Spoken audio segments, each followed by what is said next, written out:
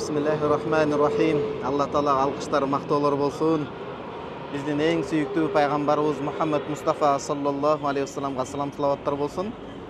Египет халкы ушул Куран, Алланын сөзүнө көбүрөөк мындай ыктаган калктардын бири болот.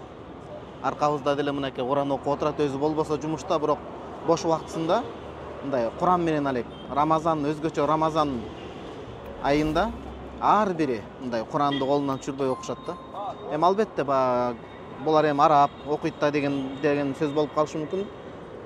Араб болуп туруп деле окубагандар канча Алланын сөзүн биринчи кезекте ошол жүрөгүнөн сүйгөн, Кудай Таала бир жүрөгүн нурланган, нурга бөлөгөн адамдар окуйт да. Куранды окуу бар, окугандан аны амал кылып иш жүзөгө ашыруу бар, Курандын нуру менен жашоо бар да.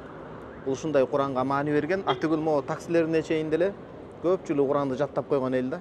Кудайым буйрса биздин элде дагы Алланын сөзүн мындай бир жатка көтөргөн, адаттан хафиз кары деп коебуз. Аландайлар абдан көбөйүп келе жатат. Ошо менен биргеликте сапаты, деңгээли да өскөн болсун. Жашообузда жатаарда жок дегенде бир беттен болсо да Куран окуп жатсак өтө бир берекелүү амалдардын бири болот. Өзгөчө жатаардан алдын Табарак сүрөсүн окуу, Мулк сүрөсүн окуу. Үнжийке мен азабыл кабр деп Сунан Абу Давудда келет. Жатаардан, укташтан алдын, уйкудан алдын Табарак сүрөсүн окуу бул кабыр азабынан сактайт деп келет да. Эми сактоочу Алла Таала себепкер болот деген сөз. Ушуга амал кылууга тырышалы.